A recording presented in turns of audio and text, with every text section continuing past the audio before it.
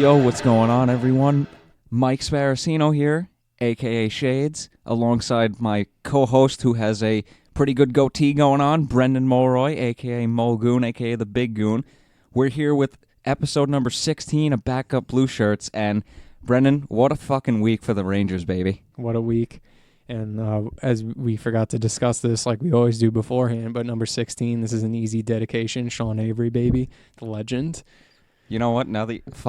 I'm not doing my due diligence. I even had my pre-podcast coffee, and I'm still slacking. Who else wore number 16 now that we're on the subject? You got anybody offhand? God, the only one I could think of recently is Sean Avery. Apparently 43 players have worn number 16. Sean Avery, the savior of the New York City bike lane. Oh, dude, his videos on Instagram or whatever, dude, they're so good. He's insane. Rod Gilbert wore number 16 for a season. Interesting. Oh, Derek Sanderson. Interesting. The guy who set up Bobby Orr's cup-winning goal. Now that we're on that, I mean, that's pretty cool, man. Like, to use you having the assist on Bobby Orr's game-winning goal to win the Stanley Cup, that's not many people can. He's the only person in history who can say that. Oh, the god Eddie Olczyk in 1995. That's right, Eddie O. And what are your thoughts on Bobby Holik? Oh, that's right, Bobby Holik, one of the most overpaid Rangers players of all time. He even said so himself. Hey, and we also got Derek Brassard and current Ranger Ryan Strome. Dude, you want to talk about a bad Okay, you Bobby know what? Holik You know was what? You're gonna dedicate this one to Sean Avery. I'm gonna dedicate this to Derek Brassard. We need to talk. Oh yeah, Derek Brassard. Shit. Oh, anyway, First episode in Backup Blueshirts history where me and Brendan are both dedicating an episode to a different player entirely. just now that we're gonna be talking about contracts and whatnot. You want to talk about a bad contract? Bobby Holik was on. He signed like a 5-year deal with the Rangers. He was making $9 million a season. Yikes. That's terrible. That's awful. Yes. Anyway, yes. all right. Well, let's not get off topic. All right, let's go. Let's get back on topic. What happened first in the week? The Rangers traded Neil Pionk and the 20th overall pick in an absolute fleecing of a trade to the Winnipeg Jets in exchange for Jacob fucking Trouba, baby. Jacob Trouba. Literally, we have a right-handed defenseman who plays on the right side who is capable of being a top-pair defenseman. Something we didn't have, now we have. Our defensive core looks a lot better with that one trade alone. Definitely. But only thing about Trouba that we got to keep in mind is that he's also restricted free agent July 1st. And, so currently without a contract. Yeah, so the Rangers have to sign him. So I'm fully expecting him now that Kevin Hayes got $7 million. I'm fully expecting $7.5. They're definitely gonna sign him. I mean, also another thing to keep in mind. Apparently, there was some reports with Trouba saying that when on the topic of New York, he was saying that his wife is like becoming a doctor. Yes, and apparently she couldn't get work or something in Canada. So something along those lines. It sounds like it's more than like hockey for him to move to come to New York. So maybe he'll even take a pay cut if possible. But I doubt that he's. Oh, that would be wonderful. But also, just a quick question about restricted free agents. So say like somebody offered him $7.5 million, but the Rangers also offered him $7.5 million. He would have to take the Rangers contract because he's restricted. I'm not sure. I think if another team offers, the Rangers either have to match it or let him walk and get draft pick compensation. Okay, that's what it is. Okay. But I mean, at this point, just fucking sign him. Yeah, I don't see anybody getting offer sheeted in all seriousness. I just had to clear that up because sometimes the restricted, unrestricted shit gets a little bit confusing. But I just wanted to double check on that. But fast forwarding to Friday. Oh, man. NHL Draft. I was lucky enough to go to the draft party at MSG because my buddy had some extra tickets for the draft party. And let me just tell you, the excitement was in the air. It was cool because Adam Fox made an appearance along with prospects Joey Keane, Yegor Rykov, Igor Shesterkin, a.k.a. the heir apparent to Henrik Lundqvist, and Morgan Barron. So that was pretty cool. And Nick's third overall pick, R.J. Barrett, made an appearance also. And he got a nice little standing ovation plus a chant. So that was pretty damn cool. It was pretty damn cool. Did you know that? I did not know that. He's Canadian. He speaks French also. I don't speak French, but I will admit French women are very good looking. That's why he had his Canadian flags in his suit on the inside. I didn't even watch the NBA draft. And somebody asked him a question. He responded in French, which I thought was pretty funny. Interesting. That's pretty cool. And then the moment of truth came. The New Jersey Devils are on the stage to make the first overall pick.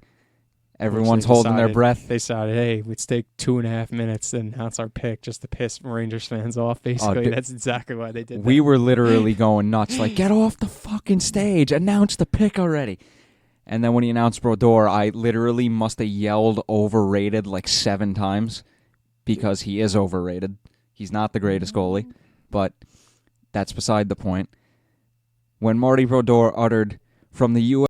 program, MSG fucking erupted like we won the stand. Not like we won of an eruption. I was dying. When I saw Brodeur, I was like, oh my God, this guy's going to fucking, they're going to bring this guy out to fucking mess with the Rangers and pick KAKKO.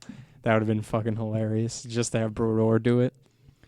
But dude, what made it even funnier and better was as soon as Hughes was picked by the Devils and Rangers fans had KAKKO fall into their laps, just like we went more nuts when the Devils picked Hughes than when the Rangers actually picked KAKKO. It was great.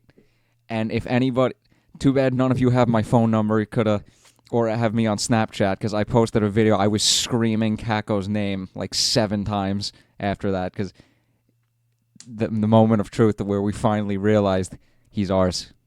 The legend. Oh, dude, it was so good. So much fun. And then the fucking thing that sucked, they kicked us out after like 10 picks. I was just like, all right, well, I guess I'm going to a bar to watch this. That's pretty funny. And then ended up making two friends at the bar. Rangers fans. Yeah, Rangers fans. And then of course, I had a cute girl come up to me just to turn out that she was a Red Wings fan. I was just like, it's all right. Original six. You can get behind that. Original 6. It's all right. Detroit has some likable. She was cute at least, but Detroit has like likable teams. She looked like she was with her boyfriend, so I wasn't doing anything. And plus, she looked like she was pretty hammered. So, just to be honest. I mean, Red Wings at least have some like respectable teams. Yeah, dude. She comes up to me, is like, "Why is everyone wearing Rangers jerseys?" I'm like, "Oh, because the NHL Draft is going on tonight." Just like, oh, that's why. I mean, like it looked like she had at least like 6 or 7 drinks in her. I can just tell. I'm just like, I'm not even going to bother because I don't care if you're a guy or a girl. I do not deal with drunk people. That's right. I deal with too many of them at work. When I'm not working, I don't deal with them either. It's just like, it's not worth it. But you got to be, everybody's hyped. It's KAKKO season finally. Thank God KAKKO Shades didn't season. jinx it on the podcast. Just kidding. But, speaking of jinxing, Drum was the one who didn't jinx it. How Our funny. boy.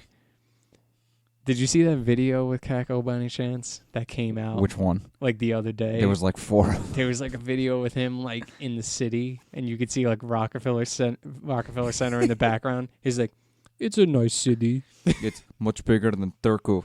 Just like, yeah, it is, baby. Welcome to New York. And did you see the video?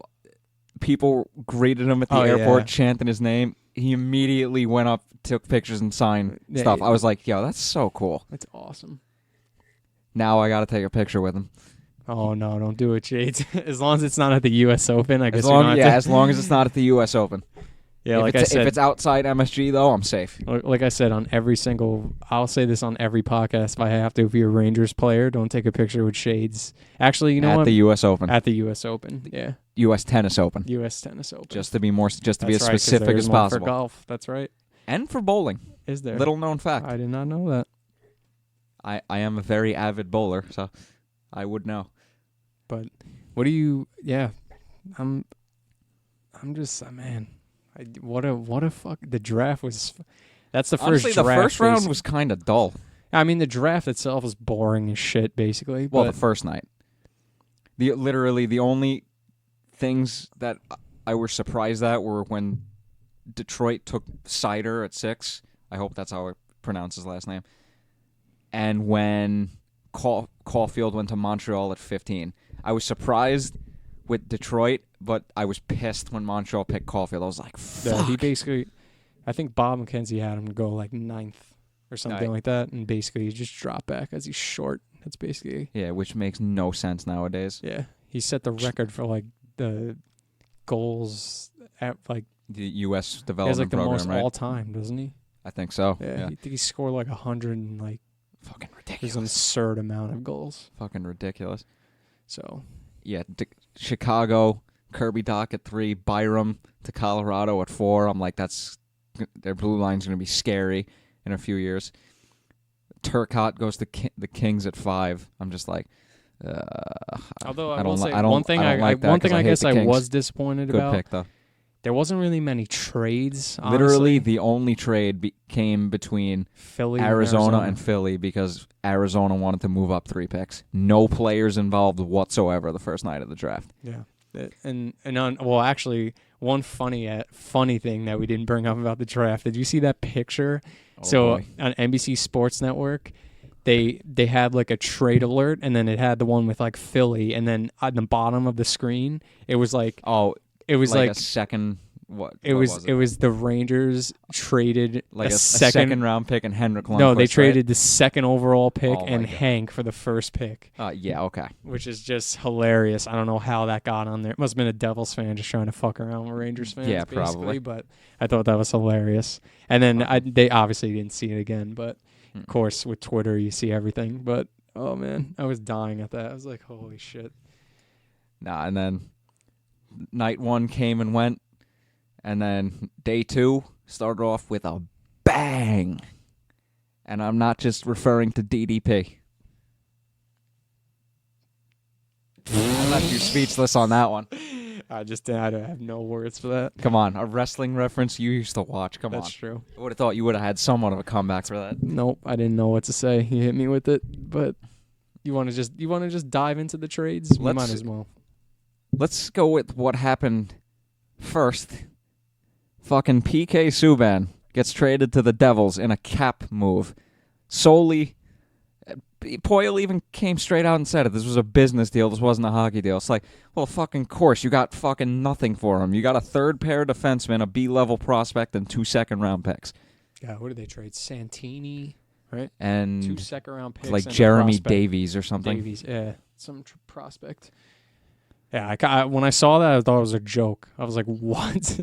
I was just like, really? The Yeah, Devils really just gave up nothing for PK Subban? Basically. I mean, really, is there any risk for them in that trade? Not really. Not really. I mean, other than taking the $9 million cap hit for the next 2 seasons. I mean, the but second-round picks could be pretty crucial down the line. But you never know. That's true. Never know. I wonder if they did it from like a Devils standpoint. Like if they were thinking like, all right, maybe this will like try to convince Taylor Hall to stay. That was part of it, probably. Plus taking Hughes first overall. I mean, Devils. I can't even believe just for them to go to the playoffs and then the next season Taylor Hall gets hurt and they do shit and then they get the first overall pick is just hilarious. Yeah, I know. Fucking. Like I I said, what is said, that? The third first overall pick for Taylor Hall? They should just have a rule. Like if you fucking dominate the Stanley Cup for like a 5-year period, like within like a 20-year span, you should just not be able to get fucking first overall picks. That should just be Brian Burke brought up a while back. Like if you get the first overall pick, you shouldn't be able to pick first overall for at least 3 years. And I'm just like, okay, that actually makes sense. Yeah, because they had how many? 2 first overall picks, right? It's in what, 3 years? Yep. It's fucking absurd. Still dude. not as bad as the Oilers, 3 in a row, and like 4 in like a 6-year span. I mean, listen, even though they made it to the playoffs that 1 year, basically just got carried by Taylor Hall essentially, pretty and then much they just got destroyed by Tampa in the first round. But still, I mean, then for them to just bounce back and get the first overall pick is just hilarious. It's ridiculous. But like, give fucking the first round pick, first overall. I don't know why I keep saying first overall pick to like Arizona. Well, I mean, it is or a first round pick. Make it fucking interesting. Like a team that's like getting younger, but they also have decent amount of veteran guys. Like or the Rangers, you know. Yeah, that would have been nice. But hey, I'll take Kakko. Oh yeah, I'll take Kakko. Dude, it's our new Finnish boy. Just the thing they were talking about. What was that? 1999 draft that Vancouver had second and third overall, and they drafted the Sedin twins. That was 99. That's insane. Second and third overall. Well, I picks. mean, they had to like make 2 trades to get to that. But hilarious though. That's nuts. oh yeah, and Hall of Famers, bona fide Hall of Famers, first ballot. Well, and before we might as well move on to more trades because there's more trades. Our old boy JT Miller. Let's talk about that one first. Former Ranger JT Miller traded from the Tampa Bay Lightning to the Vancouver Canucks in exchange for former Ranger goalie who played like 1 game, Marek Mazanek. That's right. Wasn't he the AHL goalie for a while? He was, right? That he was. That's right. Then he got called up. He might have played a game. I don't even remember. But that's so former random, Ranger, dude.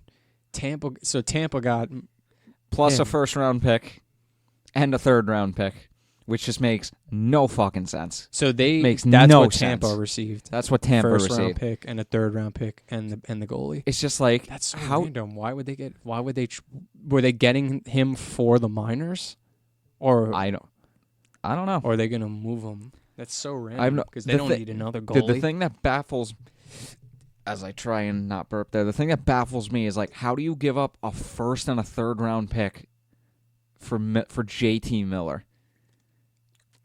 A guy who literally has not proved that he's worth his current contract.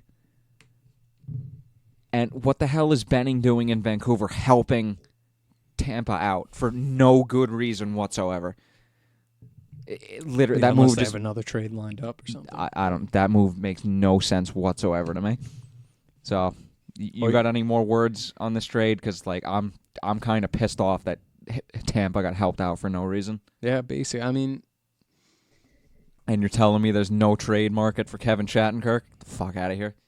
I don't know. I mean, if you're gonna mention most teams, I think a lot of teams would trade for JT Miller over Shattenkirk if you're trying to make the comparison.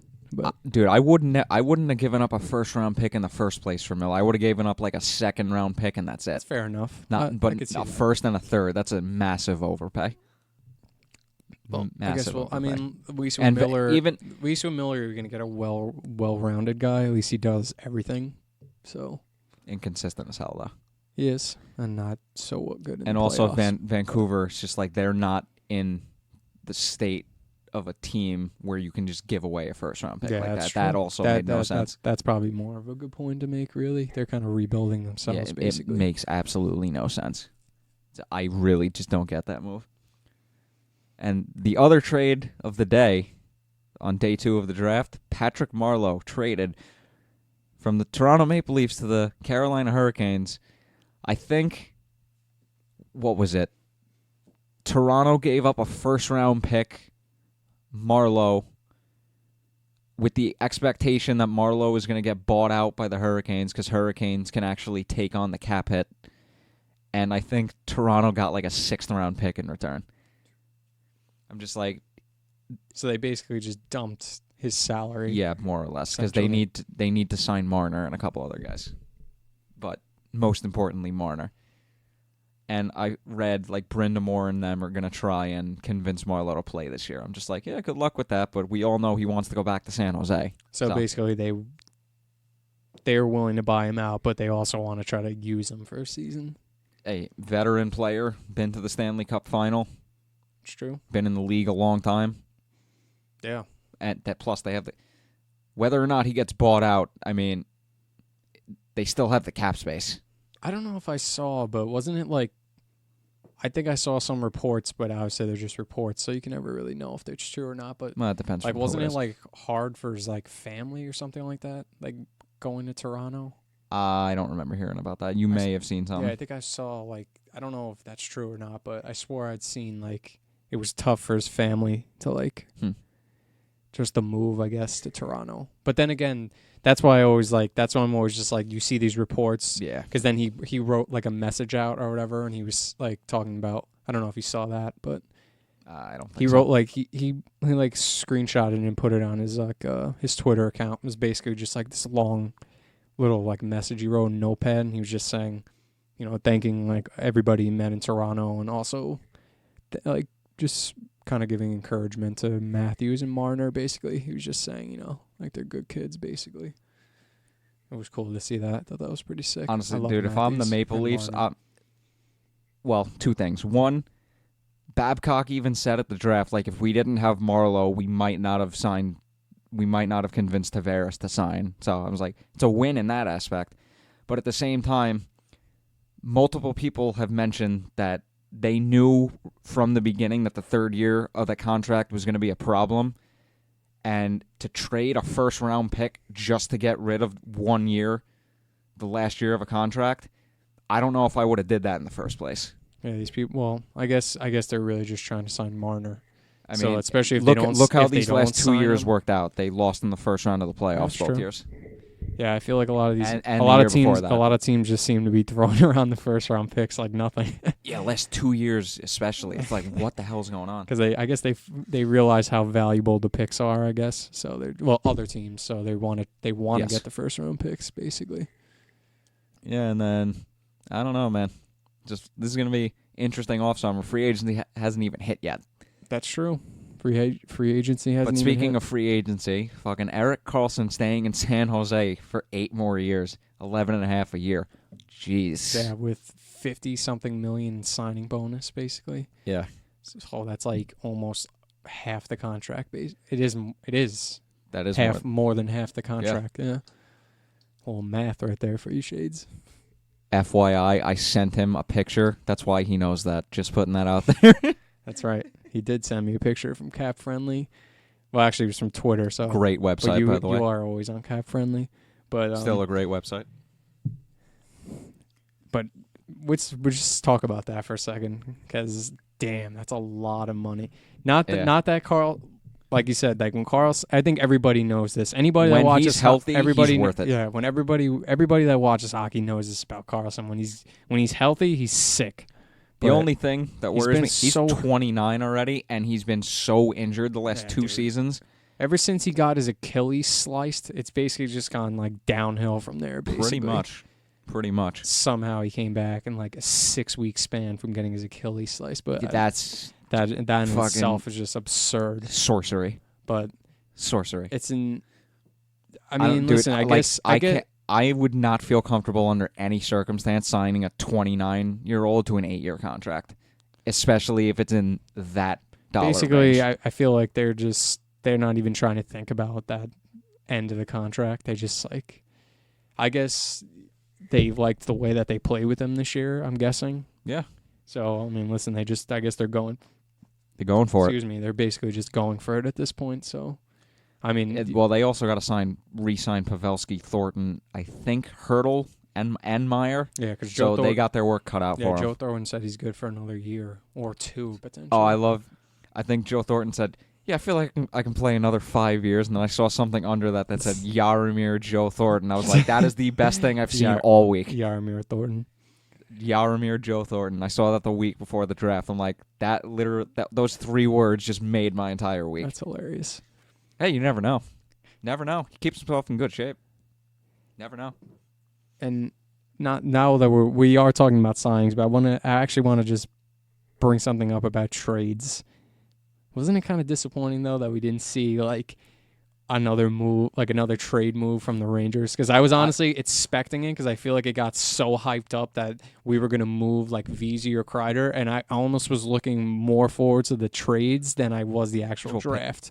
Because I figured, like, listen, it's either we're getting Hughes or Kakko. I already know what we're getting. Yeah. But with the trades, like, you never know what you're getting. Dude, basically. I would have bet a lot of money that the Rangers were going to move another player on day 2 of the draft, and then nothing happened. I was surprised. I mean, listen, not to say that they're not going to trade. They have plenty of time to make trades. Dude, we still have, like, yes, maybe a lot of people talking about accelerating the rebuild, but we also got to be realistic here. Over the next 2 years, we still have, like, 6-7 guys that are not a part of the long-term future of this team, 3 of which arguably need to go now, and I think you know the 3 S's I'm talking about on the back end, even though I love Stahl to death. Stahl, Shattenkirk, Smith, right? But also, let me correct you on that. Shattenkirk, Smith, and the GOAT.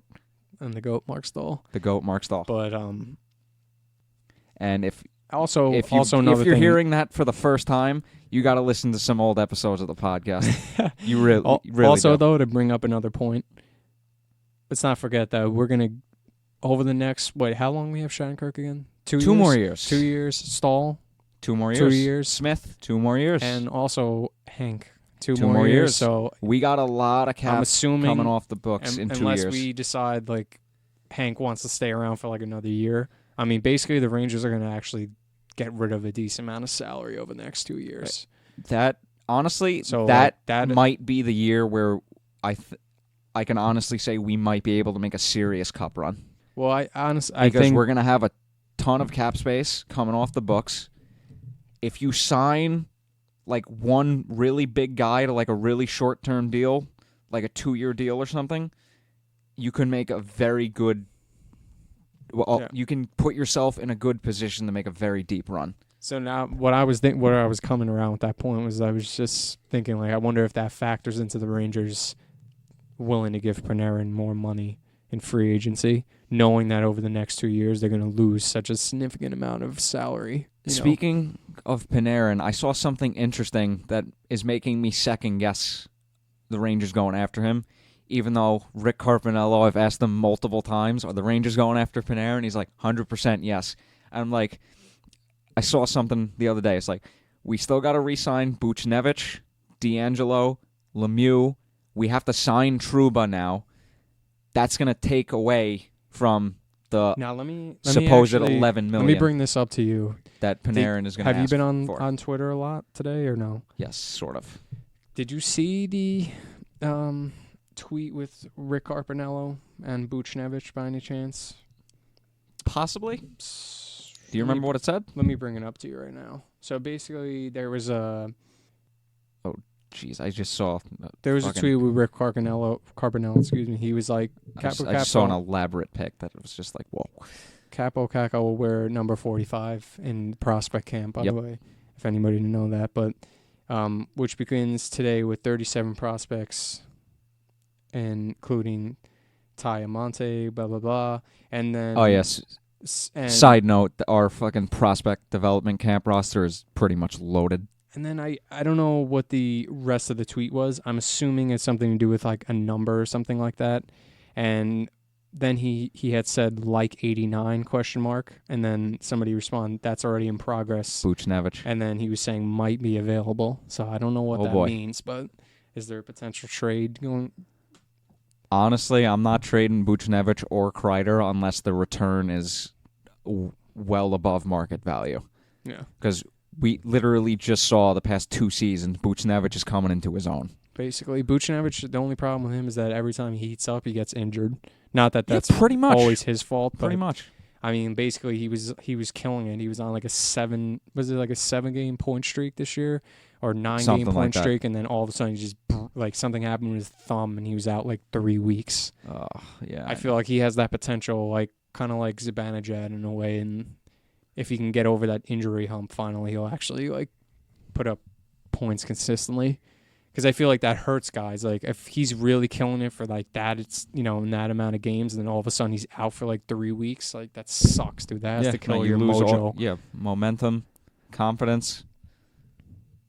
I mean, I don't know how you feel about VZ, but at this point, like I'm all right with the Rangers trade.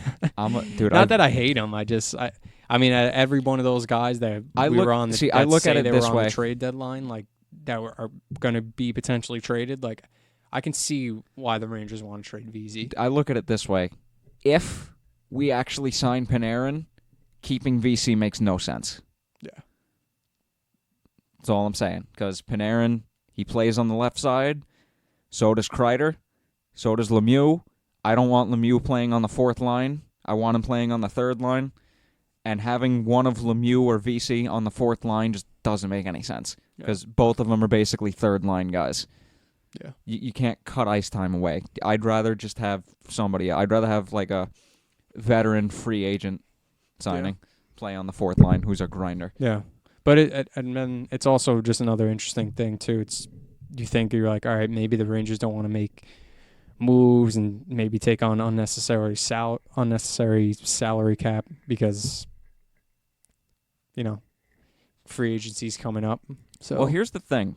I said salary cap. I meant to say salary. Here's the thing. In the summer, you're allowed to go over the salary cap by $10 million.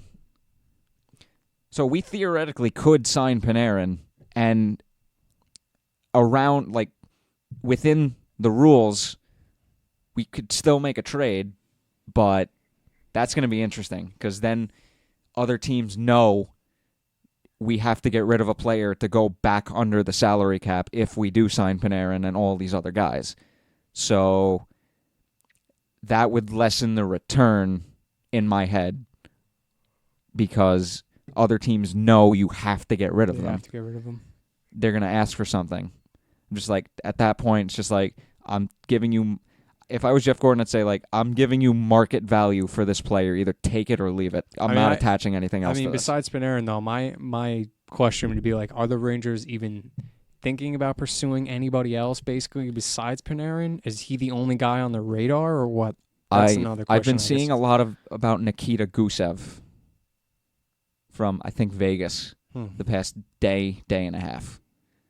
So I've been hearing if they miss out on Panarin, they'll go after him, which is interesting. Okay. Probably a much more affordable option, almost 100%. But that's a takeaway I had from the draft. I mean, obviously, I'm so excited that they got Kakko, but at the same time, also a little bit disappointed there was no trades. But like I said, we have all summer for trades. So. Oh yeah. But this time, things can still get very interesting. I mean, come on, me in franchise mode, I make July 1st trades all the time to sign guys, man. But another thing that we let's bring it back around since we were talking about Rangers. We might as well talk about your boy Kevin Hayes getting paid. Former Rangers getting paid this offseason, getting term for no fucking reason. Your boy Hayes getting the bank. $7.14 million. Average annual value for 7 years. For scoring 20 goals and 50 points 25? once. 25? Something like that. I think he had 25 Score goals. Once. Yeah, but he's also been in the league for how many 5 years. 5 years. That's not a guy you pay $7 million to. Plus, he's already... Yeah, I mean, I think $7 million is a little bit too much. I agree. And... Unless it was for, less term. If it was for, 3 years, it would be okay. But 7 years to a guy who scored 50 points once, over $7 million. That's true. I mean, also... And honestly, he kind of got exposed a little bit on Winnipeg. Not to throw the Rangers under the bus, but, he's also playing on the Rangers, so... he did get exposed on Winnipeg. Oh, yeah, I'm just saying, but it's also different. That's a point to bring up with, Trouba. Trouba has 50 points as a defenseman, but he's also playing on Winnipeg, so it's basically just getting handed points. He leapfrogged Dustin Byfuglien, though, on their depth chart, so that's pretty impressive. And he was being held back there for a while. I'm interested to see what line Hayes is going to play on. I mean, not that I really give a shit anymore about him. Really, he's on Philly, so it hasn't really helped the Rangers anymore. But yeah, I don't.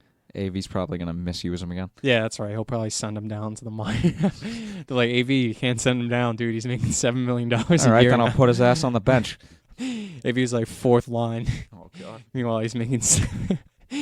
I mean, listen. There's two ways to look at this. I mean, either way, I think it's funny. If Hayes does well, I'm like, good, okay, it's Kevin Hayes. I don't mind it. If he sucks, it's just hilarious because he's on the Flyers now, so I don't really care anymore. And the Flyers are spending. He doesn't care either because he's getting paid, so yeah, it's pretty funny. Speaking of getting paid, I've been hearing rumors about Tyler Myers getting $8 million a season. I'm just like, what the fuck is going on? Defenseman on Buffalo. Yeah. Right? A guy who was getting paid $5.5 million, he was stuck on the third pair because he was the worst out of Trouba, Byfuglien, and him. And all of a sudden, he jumps to $8 million. Just as long as the Rangers don't pay it, fine with me. Oh, is he on Winnipeg now? He is on Winnipeg. Oh, okay. He was on Buffalo. He was on Buffalo. Okay. Yes, he was. That's right. That was a long time ago. literally, if it wasn't for me buying the NHL games every year, I would not know like where half the players in the league play. Yeah, honestly, that's actually a good point, though. Neither would I. Life lesson right there. Video games do help in life sometimes. That's right. Sometimes. You play enough NHL, you'll memorize the roster basically for every team. Or you'll build an insanely stacked NHL 15 Ultimate Team who literally didn't spend a single dime on that game, and I built like the most stacked team out of pretty much everyone on my friends list. I spent so many hours. I spent way too many. Was there any more? I actually got rid of John Tavares that year because he was too slow. Was there any more signings or trades? I'm trying to remember. I think I can't think of any off the top of my head. I think we basically covered all the trades and signings. There's really only one thing left to talk about. The Rangers draft. Who the hell did we pick? Yeah, that's right. Besides KAKKO. Because that was basically like I think that's all anybody really cared about. I just want to, at least me anyway. KAKKO, just some quotes that people were saying about him. His stick handling and overall skill level is one of the best I've ever seen at his age. We put him on the top line early in the year. This is the manager from his team in TPS. We put him on the top line early in the year, and even though he was this young, skinny guy, you could see right away he's strong with the puck in the corners. He's really balanced on his skates. It's tough to knock him off the puck. Since the World Juniors, he was dominant in regards to his physical play. He can hang on to the puck as long as he wants. He's NHL ready. And honestly, I think he could possibly be a top 6 forward this year if everything goes well. Yeah, I mean, I can definitely see him on the third line. Yeah, I mean, he's definitely going to play this year, right? I mean, almost definitely. Yeah. I mean, the funny part about it is that he's only 18. He's not even 19 yet, so that's just hilarious. He can put some... But he's a pretty big dude for like 18. I mean, listen... He's still got to put some muscle on, he's not going to lie. He's put a little muscle on him, but... He looks... but he has like a very like tall body type. Yeah. So once he puts the muscle on, he kind of has... No, he's definitely got to fill out, but when he fills out, he's going to be... He has like a pretty like similar body type to Hedel, I feel like. Because Hedel's pretty tall also and long. Yeah, but I think like Hedel was like a lot skinnier. Oh, yeah, definitely. Yeah. Oh, you think KAKKO weight is heavier than him? Oh, yeah. Yeah, definitely. He's like, what, 200? Yeah, like 200, 205. Hedel was what, like 170-ish? Get up to that Austin Matthews body type where you're like 220. The guy's an animal, bro.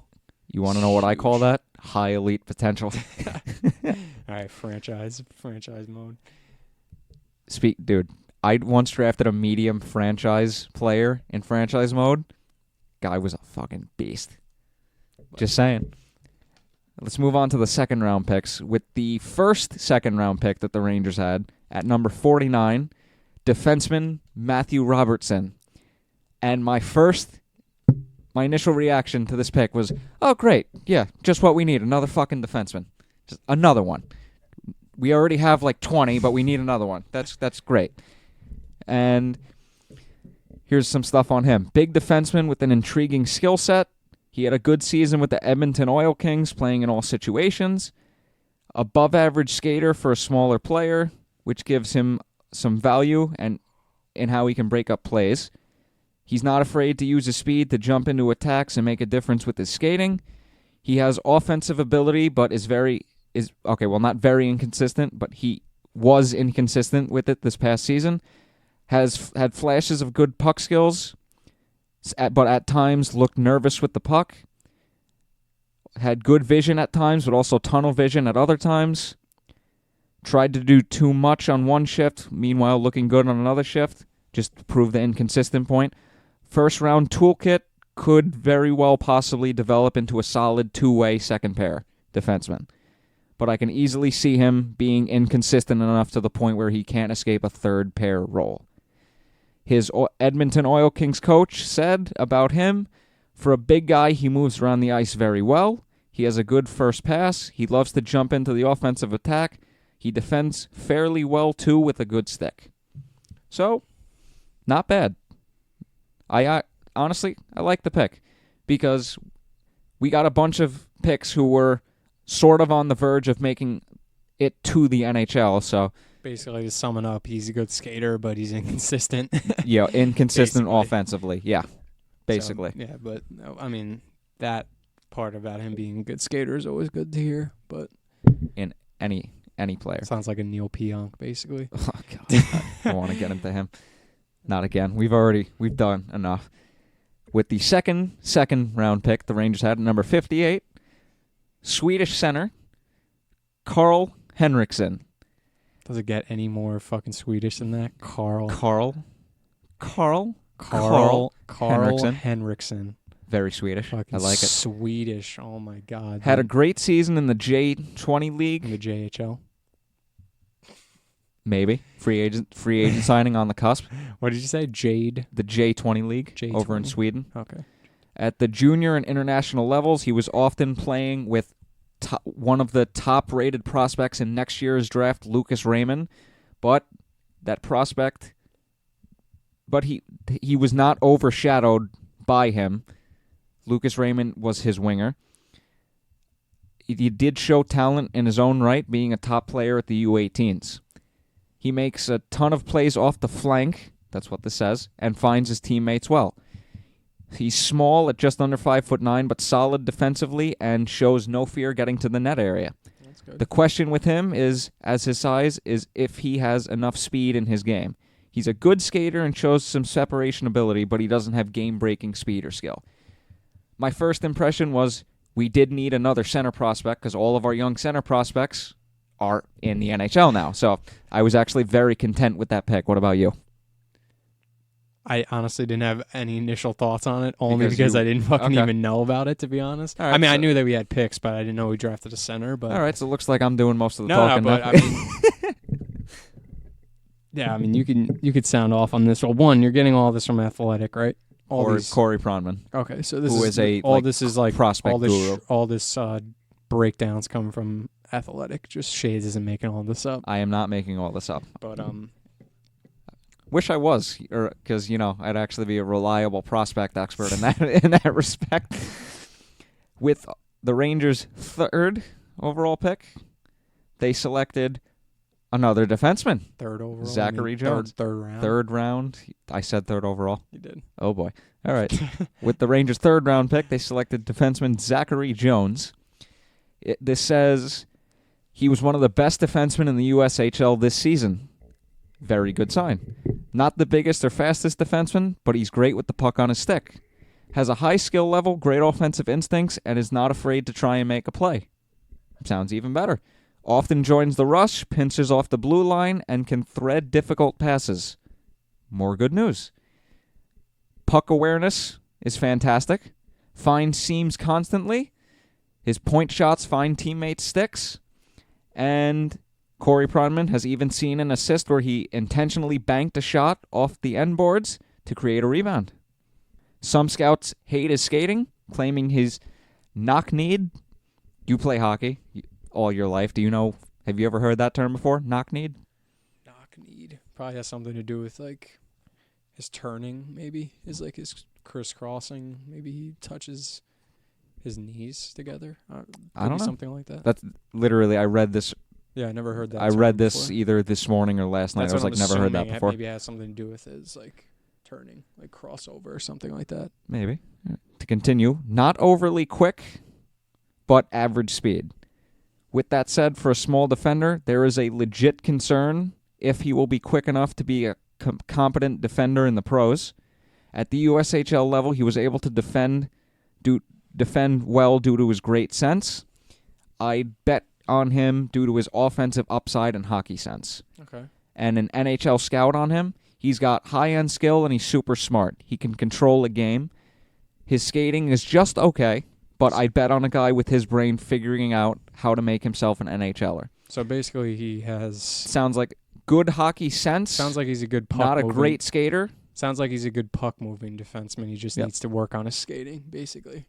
But he seems like has good offensive awareness in the fact that he's able to find people, through defenders and stuff with his passing. So for a third round pick, that's actually not bad. Really fucking like his his skating, though, apparently. I've never heard that knock need. Never heard it either. I'm assuming that's what they're talking about. Like, that's the only thing I can think about.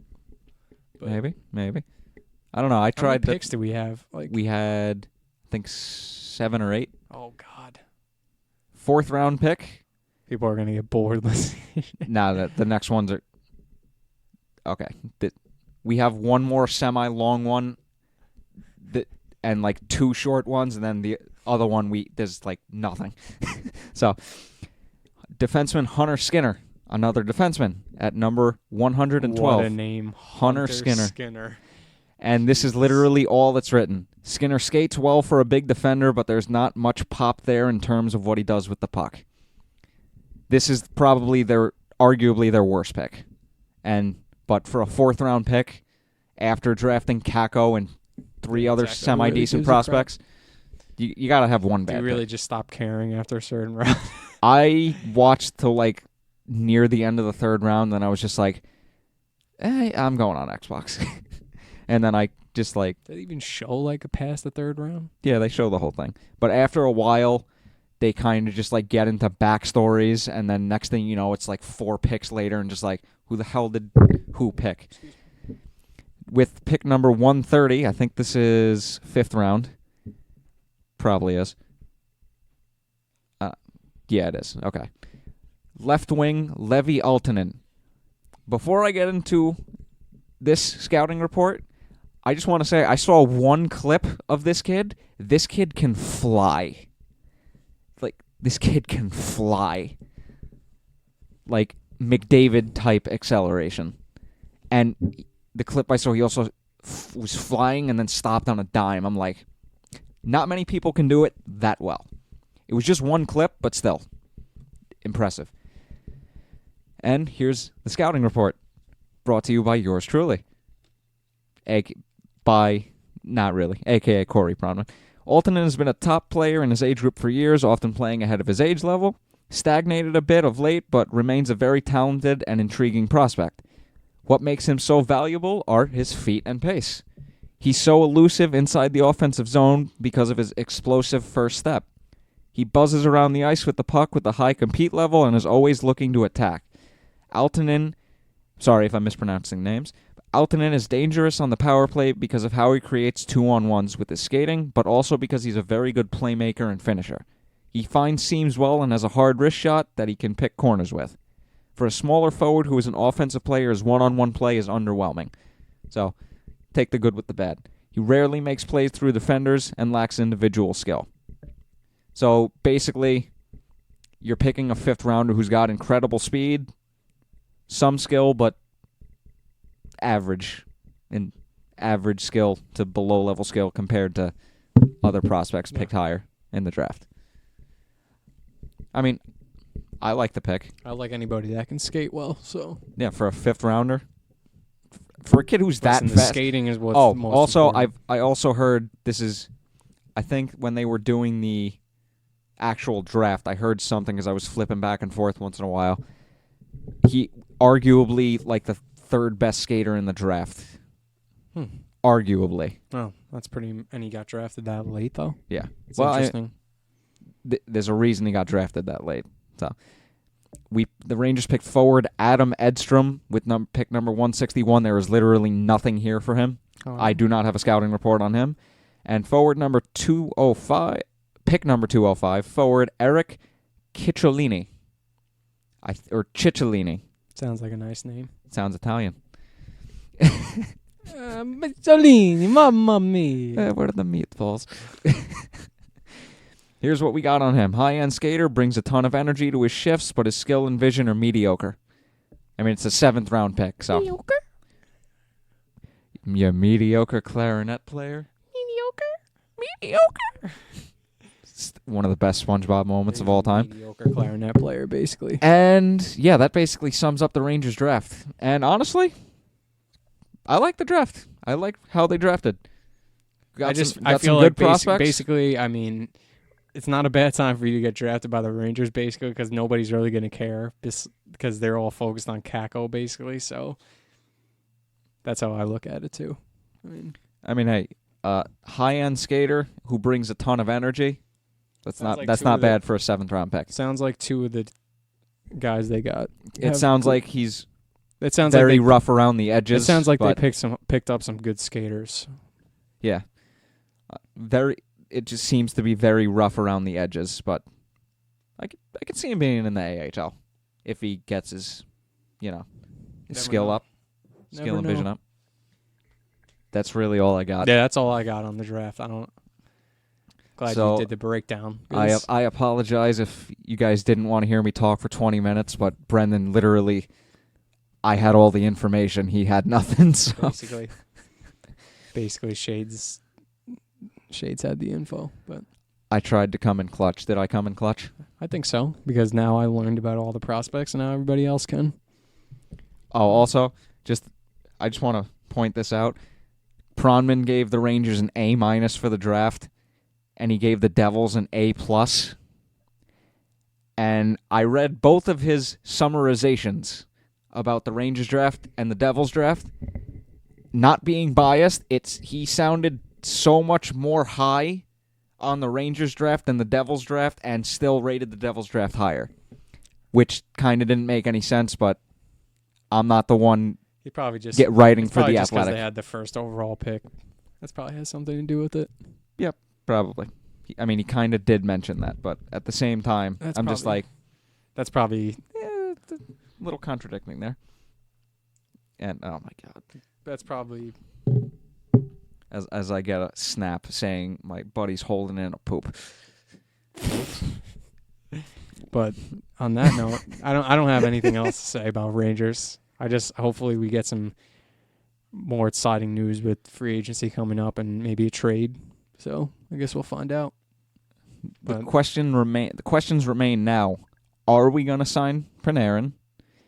And are we going to trade anybody else during the summer? And if we miss out on Panarin, are we going to go hard after another unrestricted free agent? Like Dan Girardi. No, I'm just kidding. But he is a free agent. He is a free agent. I know he is. And Delzato has a cup. On that note, I'm getting out of here because I have to pee. All right. Well, Brendan's done. Just got up like we're not doing an episode of the podcast here. And that's about it. I can't ask Brendan for his famous last words because he's already in the bathroom. I have no last words today. Oh, he's got no last words. Those are your last words. Thank you all very much for listening. Hope I did a good job on breaking down the prospects. Hope you enjoyed listening to our rambling/talk about what the hell happened over the weekend. Very exciting time to be a New York Ranger. Very exciting time to be a New York Rangers fan. And all I can say is Jeff Gorton has worked wonders so far in this rebuild, acquiring a boatload of pretty decent prospects and just trading away assets that we're not going to re-sign and getting pretty much good value for them. So hats off to Jeff Gorton. He's making this rebuild tolerable. And hats off to JD, too. Just what a guy. Apparently, he was signing autographs and taking pictures with fans after the draft, outside on the street, along with a couple other people on the scouting staff. So just huge shout-out to the Rangers, just being good all-around guys and, bringing joy to the fans in a time where the team isn't so good. So follow us on Twitter at Backup Blue Pod. I'm picking up my Twitter game. I really am. I used to be awful. Now I'm semi-mediocre. So that's a step up. We're currently posting the podcast on podbean.com and YouTube. So if you can hit us with the subscriptions there, it would help us out a lot. Follow us on Twitter at Backup Blue Pod again. Get into some discussions. We would love to. And we'll talk to you after July 1st. It's going to be interesting. Talk to you next week.